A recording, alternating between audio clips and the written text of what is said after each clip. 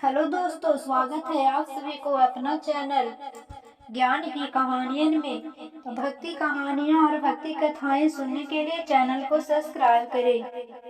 ऋषियों को दूसरी बातें जानने की उत्सुकता हुई। ऋषियों ने सूत जी से कहा, हे प्रभु, आपने भगवान विष्णु की श्रेष्ठता के बारे में हमें जो भी ज्ञान दिया वह अत्यंत भय मुक्त करने वाला ज्ञान है।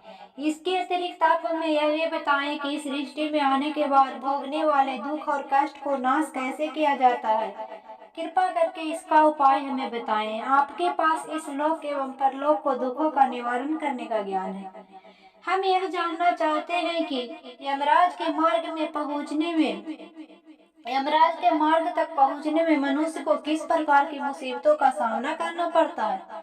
सूत जी ने कहा, एक समय पर गरुड़ जी भी ऐसा ही प्रश्न भगवान विष्णु से किए थे। उस समय भगवान ने जो भी ज्ञान दिया वह ज्ञान मैं आप लोगों को दूंगा। यम का मार्ग बहुत कष्ट वाला है, किंतु आप अगर अपने कल्याण के लिए यह जानना चाहते हैं तो मैं आप लोगों को इसके बारे में बताता हूँ।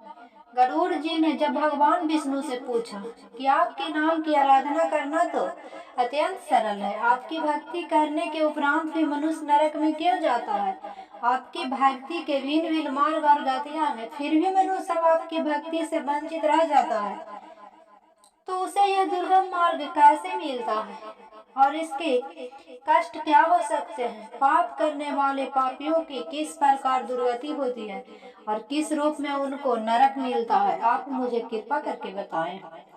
ऐसा पूछने पर भगवान विष्णु ने गरुड़ जी को कहा, हे गरुड़, मैं तुम्हें यम के मार्ग का ज्ञान देता हूँ। इसी मार्ग से पापी लोग यमलोक को प्राप्त करते हैं। इसका वर्णन अत्यंत भयानक है। जो मनुष्य उग्र स्वभाव के होते हैं, धन और मर्यादा का ज्ञान जिसमें नहीं है, उसको संसार में मोह माया है, वो मनुष्य अपवित्र होते हैं और वही नरक लोक में जाते हैं। दानवीर मनुष्य मोक्ष को प्राप्त करते हैं और पापी लोग कष्ट पूर्वक यम की पीड़ा को भोगते हुए नरक में जाते हैं। दुष्ट और पापी लोग को इस संसार में किस प्रकार के दुख मिलते हैं, उनकी मृत्यु किस प्रकार होती है, उनका ज्ञान मैं तुम्हें देता हूँ। इस संसार में जब मनुष्य जन्म लेता है तब वह पूर्व जन्म के कर्मों के हिसाब से इस जन्म में शुभ अशुभ फल भोगता है। बुरे कर्मों के प्रभाव से व्यक्ति को रोग हो जाता है। परेशानियां और रोग से पीड़ित वह व्यक्ति निराश हो जाता है। व्यक्ति कितना भी बलवान हो, युवा अवस्था में उसके पत्नी पुत्र होने के बावजूद वह अचानक से भयभीत होने लगता है। काल उसको घेर लेता है।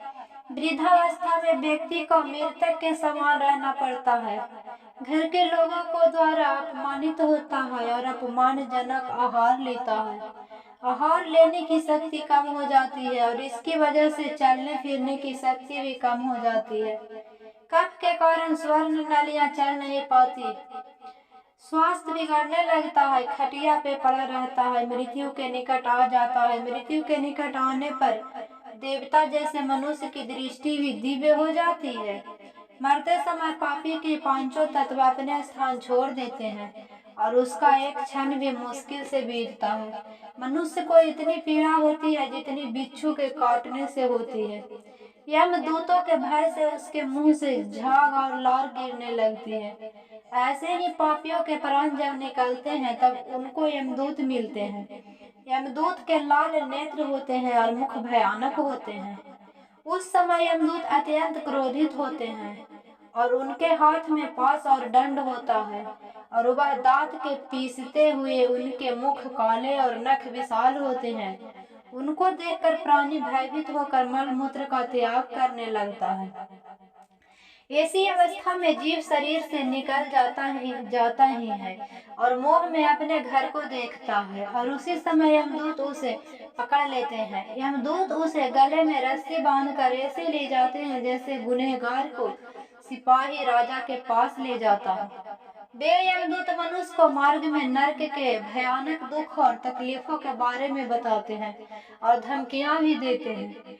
यमदूत की ऐसी कठोर वाणी को सुनता है और तड़पता है भय से तड़पता हुआ मनुष्य अपने पापों को याद करते हुए उस मार्ग से जाता है। कुत्ते मार्ग में उसे काटते हैं, उस मार्ग में उसे खाने को खाना और पानी नहीं मिलता। सूर्य की तेज गर्मी में चलना पड़ता है। यमदूत उसे मार्ग में कोड़े से मारता है और घसीट कर ले जाता है। इस प्रकार ये अत्यंत पीड़ा सहकर वह अंधकारमय यमलोक में पहुंच जाता है। और वहां उसे उसके पापों का फल मिलता है। यमराज उसे घोर नरक की यातना देकर फिर से मनुष्य लोक में भेजते हैं। अपने पुत्र द्वारा किए गए पिंडदान को वह जीव खाता है, पर फिर भी पापी जीव होने के कारण उसकी तृप्ति नहीं होती है। जिस मनुष्य का पिंडदान नहीं होता वह प्रेत योनि में रहकर निर्जन वन में दुख पूर्वक भ्रमण करते हैं। यम की यातना भोग बिना जीव को मनुष्य के रूप में जन्म नहीं मिलता और वह योनियों में भटकता रहता है। उस पिंड के रोज 4 भाग होते हैं, उसमें 2 भाग पंचभूतों को, 1 भाग यमदूतों को और 1 भाग उस जीव को खाने को मिलता है। ऐसे 9 दिन तक पिंडदान करते ही हैं और वो लोग खाते हैं। जब मनुष्य का शरीर जलाते हैं उसके बाद उसके पुत्र जो पिंडदान 9 दिन तक करते हैं उसे उस जीव को 10वें दिन देह मिलता है। वह जीव को देह आकार यमलोक मार्ग में अपने कर्मों को कंफ भोगना पड़ता है।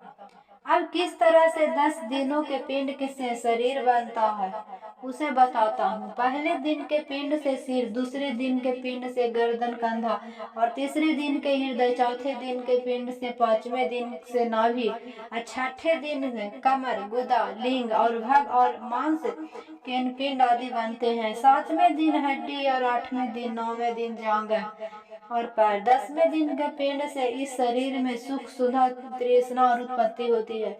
इस तरह पिंड से शरीर उत्पन्न होता है और फिर 11वें और 12वें दिन के श्राद्ध में 2 दिन तक भोजन करता है। 13वें दिन वह जीव यमदूतों से बंधा हुआ अकेला संसार में आता है। हे गरुड़, बैतरणी को छोड़कर केवल यमलोक में 86,000 योजन विस्तीर्णीय है। अब इस जीवन में रोज 24 घंटे में क्रमशः 247 योजन यमदूतों के संग निरंतर चलना पड़ता है।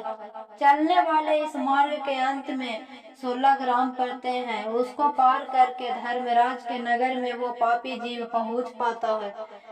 उन सब नगर में के नाम कुछ इस प्रकार है: सौम्यपुल, सौरीपुल, नगेंद्र भवन, गंधर्व, शैलागम, क्रांच, क्रूरपुर, विचित्र भवन, दुख, नाकरंदपुर, सुसप्त भवन, रौद्रनगर, पयोस्वर्ण, सिद्धधय, बहुभिति के नाम से जाने जाते हैं। इसके बाद यमपुर है। यमलोक में जाने वाला मनुष्य अत्यंत पीड़ा भोगता है और अपने कर्मों को याद करते हुए पीड़ित रहता है। अपने कर्मों के विषय में चिंतन करता हुआ अनेक दुख भोगता है। इस पर भी यदि वो दोबारा जन्म प्राप्त करता है तब उसी प्रकार भगवान को भूलकर कर्म करता है। तो दोस्तों, गरुड़ पुराण के दूसरा अध्याय सुनने के लिए चैनल को सब्सक्राइब करें और बेल आइकन को प्रेस करें।